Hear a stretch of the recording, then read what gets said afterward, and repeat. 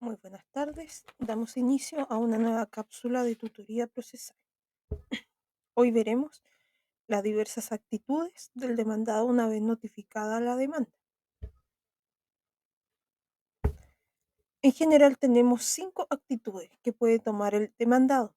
La primera de ellas es la oposición de excepciones dilatorias. La segunda es la aceptación de la demanda, o más bien llamado el allanamiento. La tercera posición es la de permanecer inactivo en el proceso, es decir, en rebeldía. La cuarta postura es la de la defensa.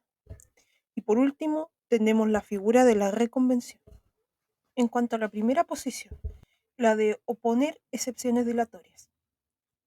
Las excepciones dilatorias se encuentran reguladas en el artículo 303 del Código de Procedimiento Civil y puede entenderse que son aquellas que se refieren a la corrección del procedimiento sin afectar el fondo de la acción deducida, y mediante el ejercicio de ellas se difiere la entrada al juicio para evitar vicios de procedimiento. Como bien se dijo, se encuentran consagradas en el artículo 303. Dicho artículo indica lo siguiente: solo son admisibles como excepciones dilatorias. Número 1. La incompetencia del tribunal ante quien se haya presentado la demanda. Número 2. La falta de capacidad del demandante o de personería o de representación legal del que comparece en su nombre. Número 3. La litispendencia. Número 4. La ineptitud del libelo por razón de falta de algún requisito legal en el modo de proponer la demanda. Número 5. El beneficio de excusión. Y número 6. En general, las que se refieran a la corrección del procedimiento sin afectar el fondo de la acción deducida. Del último numeral podemos inferir que la enunciación que hace referencia al artículo 303 no es taxativa. Ahora bien, revisaremos someramente cada una de ellas. La número 1, referente a la incompetencia del tribunal ante quien se haya presentado la demanda. Esta es una excepción dilatoria de efectos permanentes, porque si se acoge, el tribunal no puede seguir conociendo del mismo asunto. La excepción comprende la incompetencia absoluta y la incompetencia relativa. La incompetencia absoluta puede ser alegada en cualquier estado del juicio, dado que ella es irrenunciable por ser de orden público. Por su parte, la excepción de incompetencia relativa debe alegarse dentro del término de emplazamiento y antes de contestar la demanda, so pena de prorrogar tácitamente la competencia. La segunda excepción dilatoria, que hace referencia al artículo 303, es la de falta de capacidad del demandante, o de personería o de representación legal del que comparece en su nombre. Esta excepción es de efectos transitorios, porque una vez saneados estos vicios, el juicio puede continuar ante el tribunal que entró a conocer la demanda que formuló el actor. Esta excepción comprende 3 situaciones. La primera es la falta de capacidad del demandante. La segunda es la falta de personería de la persona que obra en nombre del actor. Y la tercera es la falta de representación legal. En cuanto a la primera, la falta de capacidad del demandante. Esto quiere decir respecto a la actitud legal para comparecer en juicio por sí mismo. La segunda, la falta de personería de la persona que obra en nombre del actor. Aquí tenemos que remitirnos al artículo 6, inciso primero del Código, el cual dispone que el que comparezca en juicio a nombre de otro, en desempeño de un mandato o en ejercicio de un cargo que requiere especial nombramiento, deberá exhibir el título que acredite su representación. Así las cosas.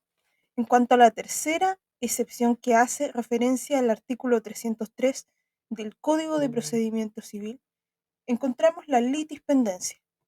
Esta excepción es de efectos permanentes, pues obsta a la continuación del juicio y ella supone la existencia previa ante otro tribunal o ante el mismo de un pleito pendiente y sin resolver entre las mismas partes y con el mismo objeto del juicio. La excepción requiere, por tanto, la existencia de juicios pendientes, la existencia de la identidad de las personas y también la identidad de causa de pedir, además de agregarle a todo ello la identidad del objeto pedido. Ahora bien, acogida la excepción, se paraliza el nuevo juicio hasta que se falle el primero y quede ejecutoriada la sentencia que en él se dicte. Así las cosas. La cuarta excepción enunciada en el artículo 303 del Código de Procedimiento Civil es la de ineptitud del libelo por razón de falta de algún requisito legal en el modo de proponer la demanda. Esta excepción es de efectos transitorios, pues subsanados los defectos de la demanda, el juicio puede continuar. La excepción se relaciona con los requisitos de la demanda y la omisión de cualquiera de ellos autoriza al demandado para poner esta excepción.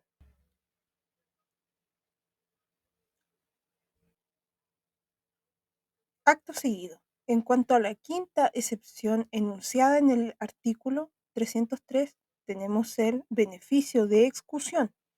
El beneficio de excusión es el que concede la ley al fiador para pedir al acreedor que se dirija primeramente contra el deudor principal. Aquí se deben revisar los artículos 2355 y 2357 del Código Civil. Por último, tenemos el sexto numeral. En general, las que se refieren a la corrección del procedimiento sin afectar al fondo de la acción deducida. Este numeral demuestra que el artículo 303 no es de carácter taxativo y que cada vez que se pretenda corregir el procedimiento, la excepción será procedente. Dicho todo lo anterior, en cuanto a la oportunidad para interponer las excepciones dilatorias, tenemos que por regla general las excepciones dilatorias deben oponerse todas en un mismo escrito, dentro del término de emplazamiento y antes de contestar la demanda. Esto bien lo señala el artículo 305 del Código de Procedimiento Civil. Por excepción, las excepciones de incompetencia del tribunal y de litispendencia podrán oponerse en segunda instancia y se tramitarán como incidentes. Ahora bien, si las excepciones dilatorias no se hacen valer en la oportunidad señalada, solo se podrán oponer en el transcurso del juicio por vía de alegación o de defensa, mas no como excepciones dilatorias, aplicándose a su respecto los artículos 85 y 86 relativos a la oportunidad de oponer los incidentes. Aun cuando la norma no lo señala, resulta obvio que las excepciones dilatorias deben valerse antes de contestar la demanda, precisamente porque tienen por objeto corregir los vicios del procedimiento. Así las cosas, es preciso referirnos al procedimiento y a la tramitación de las excepciones. Las excepciones dilatorias se tramitan como incidentes. Esto lo indica el artículo 307 del Código de Procedimiento Civil, que nos indica: las excepciones dilatorias se tramitarán como incidentes. La resolución que las deseche será apelable solo en el efecto devolutivo. Por su parte, el artículo 306 del mismo código dispone que todas las excepciones serán propuestas conjuntamente, se fallarán a la vez, pero si entre ellas figura la de incompetencia y el tribunal la acepta, deberá abstenerse de pronunciarse sobre las demás, lo cual se entiende sin perjuicio de las facultades otorgadas a las Cortes de Apelaciones, las que podrán fallar las cuestiones ventiladas en primera instancia y sobre las cuales no se haya pronunciado la sentencia apelada por ser incompatibles con lo resuelto en ella, sin que se requiera nuevo pronunciamiento del tribunal inferior. Esto lo indica el artículo 208. Por su parte, la sentencia que se pronuncia sobre las excepciones dilatorias opuestas puede ser de dos tipos. La primera de ellas es la sentencia que acoge las excepciones dilatorias. En este caso, el actor debe corregir los defectos o vicios que sirvieron de fundamento a la excepción, siempre que ésta no sea de efectos permanentes. Para efectuar tal corrección, el demandante no va a tener plazo debiendo, eso sí, no perder de vista la situación del abandono del procedimiento. Posteriormente, es decir, efectuadas las correcciones por el demandante, el demandado va a tener un plazo de 10 días para contestar la demanda, cualquiera sea el lugar donde haya sido notificada. Esto lo indica el artículo 308. En cuanto al segundo tipo de sentencia, tenemos la sentencia que rechaza las excepciones dilatorias. En este caso, el demandado tendrá también un plazo de 10 días para contestar la demanda, cualquiera sea el lugar donde ella se le notificó. Esto lo indica el artículo 308. La resolución que desecha las excepciones dilatorias será apelable solo en el efecto devolutivo, según lo ya indicado por el artículo 307. Y si se considera que la resolución que resuelve las excepciones dilatorias tiene la naturaleza jurídica de una sentencia interlocutoria que establece derechos permanentes en favor de las partes, la resolución que acoge una excepción dilatoria también será apelable en el solo efecto devolutivo, aplicando por tanto la regla general del artículo 194, número 2. Dicho lo anterior, pasamos a la segunda actitud que puede tomar el demandado una vez de notificada la demanda. La segunda actitud es la de la aceptación de la demanda, o bien conocida como allanamiento. El artículo 313 del Código de Procedimiento Civil indica lo siguiente: si el demandado acepta llanamente las peticiones del demandante o si en sus escritos no contradice en materia sustancial y pertinente los hechos sobre que versa el juicio, el tribunal mandará citar a las partes para oír sentencia, una vez evacuado el traslado de la réplica. Igual citación se dispondrá cuando las partes pidan que se falle el pleito sin más trámite. Así las cosas, cuando el demandado acepta llanamente la demanda, se habla de allanarse a la misma y debe comprender tanto los hechos como el derecho. El allanamiento corresponde al acto por el cual el demandado admite más que la exactitud de los hechos, la legitimidad de las pretensiones del actor. Así las cosas, el artículo 313 asimila el allanamiento a la demanda a la situación en que el demandado no contradice en materia sustancial y pertinente los hechos sobre que versa el juicio.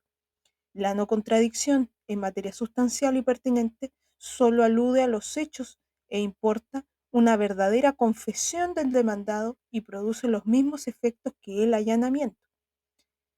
Así las cosas, el allanamiento puede ser expreso cuando el demandado reconoce categóricamente los hechos y el derecho de la demanda, o bien también puede ser de tipo tácito, cuando se da cumplimiento voluntariamente a lo pedido en la demanda. A su respecto, los efectos que produce el allanamiento a la demanda consisten en que el tribunal dará traslado de la réplica al demandante para la dúplica y luego el tribunal citará a las partes para oír sentencia definitiva. Lo mismo sucede cuando las partes piden que se falle el pleito sin más trámite. En efecto, es preciso destacar, desde luego, que la citación para oír sentencia se produce en los siguientes casos. Primero, si el demandado acepta llanamente las peticiones del demandante. Segundo, si el demandado no contradice en materia sustancial y pertinente los hechos sobre que versa el juicio. Tercero, si las partes piden que se falle el pleito sin más trámite. Y cuarto, vencido el plazo para efectuar observaciones a la prueba, de acuerdo al artículo 432, inciso primero del Código de Procedimiento Civil. En referencia a lo anterior, es preciso referirnos a la tercera actitud que puede tomar el demandado una vez notificada la demanda en el procedimiento ordinario de mayor cuantía. La tercera actitud es la que se conoce comúnmente como rebeldía y es la de permanecer inactivo en el proceso, es decir, no hacer nada. El hecho que el demandado legalmente notificado no conteste la demanda o no haga gestión alguna en el pleito no significa que acepta las pretensiones del actor. Este tema es muy importante. por lo que éste igualmente deberá probarlas. Así, la pasividad del demandado dará lugar a la llamada rebeldía, que es el derecho que la ley concede a una parte para pedir se dé curso progresivo a los autos cuando un trámite que debió ser cumplido por la contraria dentro de un término legal no ha sido cumplido. La rebeldía se refiere solamente al trámite que el litigante no ha cumplido en el plazo legal o legal que se le concede, pero no tiene el carácter de general para todo el juicio. Así las cosas, el artículo 78 del Código dispone: vencido un plazo judicial para la realización de un acto procesal sin que éste se haya practicado por la parte respectiva, el tribunal, de oficio o a petición de parte, declarará evacuado dicho trámite en su rebeldía y proveerá lo que convenga para la prosecución del juicio, sin certificado previo del secretario. Así las cosas, esta inacción supone no solamente el hecho de que el demandado en este caso no se allane a las pretensiones, sino que además persiste la carga de la prueba sobre el demandante a la hora de probar los hechos que se esgrimen en su pretensión. Pasando a otro tema, tenemos la cuarta actitud que puede tomar el demandado. Esta es la actitud de defenderse. Aquí el demandado se defiende de las pretensiones de la demanda. En doctrina se distingue entre alegaciones y defensas y excepciones. Las alegaciones o defensas desconocen la existencia del derecho objeto de la acción deducida, niegan el derecho reclamado. Las excepciones, por su parte, suponen que el derecho ha existido y solo tienden a establecer que, por un hecho independiente de la constitución y existencia de él, éste ha caducado. El código, cabe agregar, no reconoce esta distinción, sino que, para él, excepción o defensa son términos sinónimos. Así las cosas, puede afirmarse que el concepto de defensa es más amplio que el de excepción, en el entendido que toda excepción es una defensa y que entre ambas nociones existe una relación de género a especie. En cuanto a las clases de excepciones, sin perjuicio de las excepciones dilatorias, existen también las excepciones perentorias y mixtas.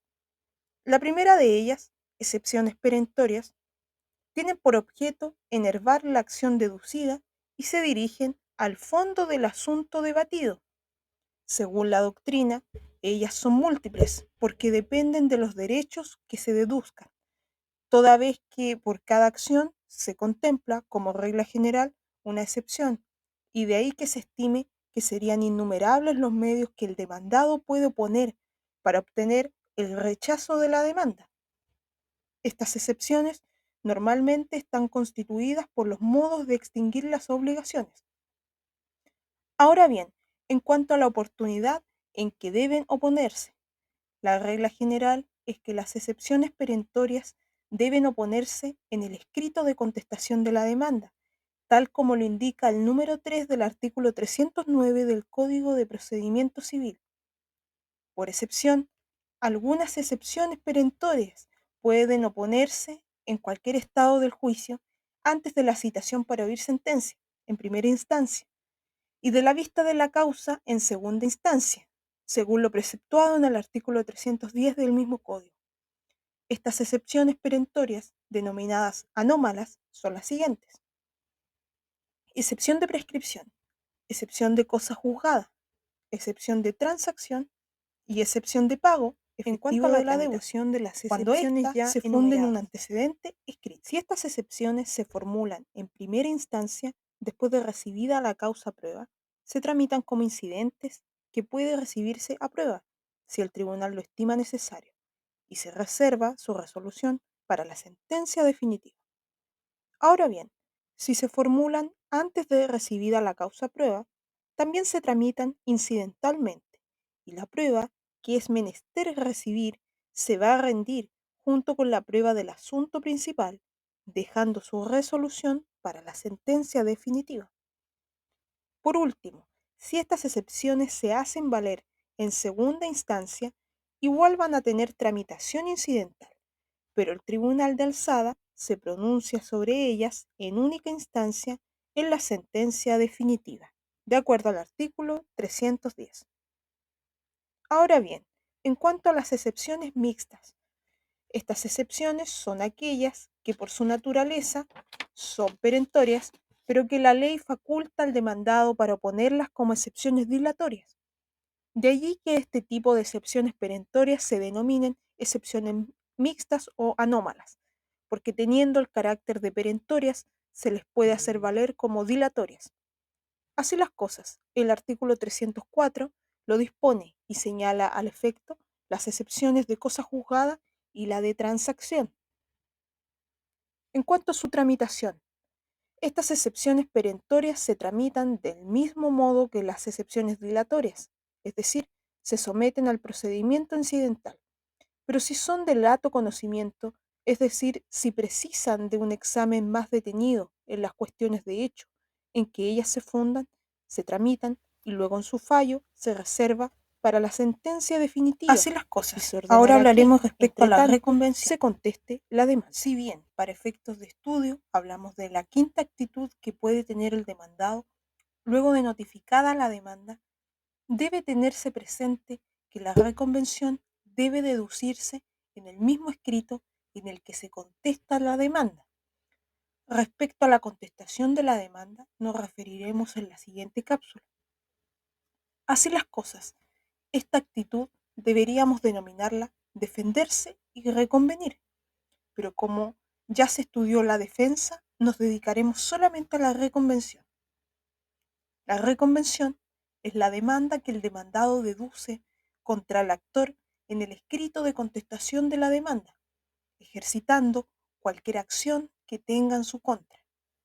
Es decir, es una contrademanda que el demandado formula contra el actor en el escrito de contestación. Cuando se formula la reconvención, en realidad se trata de acciones diferentes, donde el sujeto pasivo de una se convierte en el sujeto activo de la otra.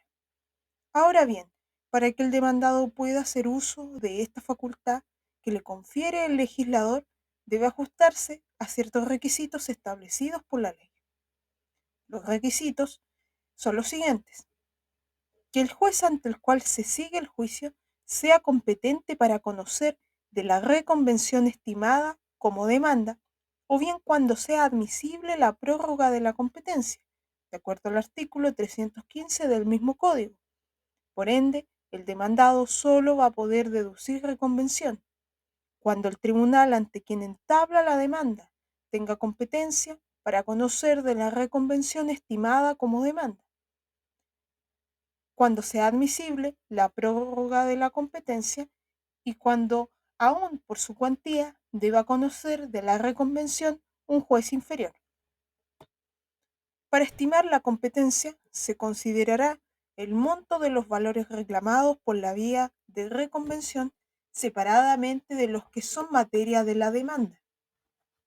Esto de acuerdo al artículo 315, inciso segundo, que indica lo siguiente. Para estimar la competencia se considerará el monto de los valores reclamados por vía de reconvención separadamente de los que son de materia de la demanda.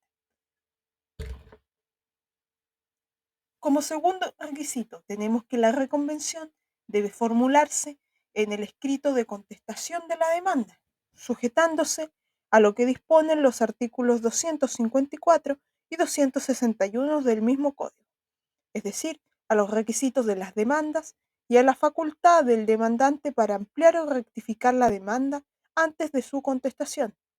Se considera, para este efecto, como demandado a la parte contra quien se dedujo la reconvención. Todo esto de acuerdo al artículo 314, el cual indica lo siguiente.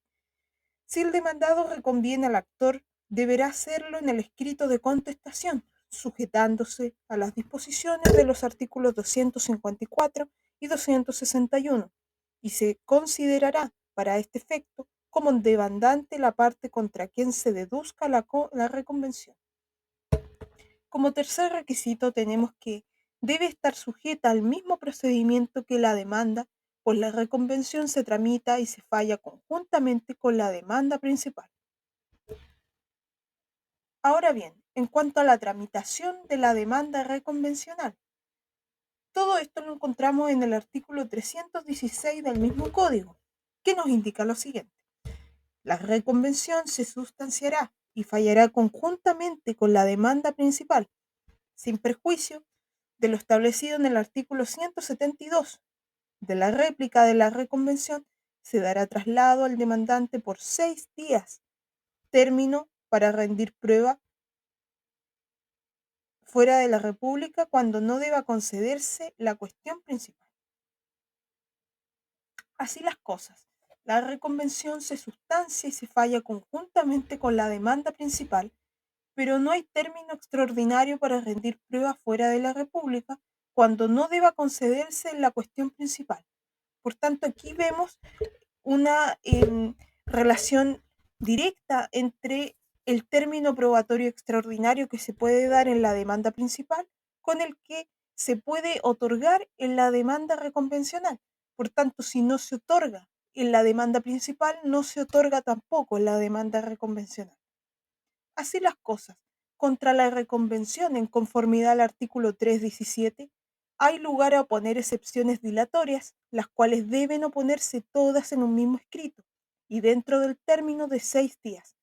Si se acoge una excepción dilatoria formulada en contra de la reconvención, el actor reconvencional debe subsanar los defectos de que adolece su demanda reconvencional dentro de los 10 días siguientes a la fecha de la notificación de la resolución que acogió la excepción. Si no subsana los defectos en este plazo, se tiene por no presentada la demanda reconvencional para todos los efectos legales por el solo Ministerio de la Ley.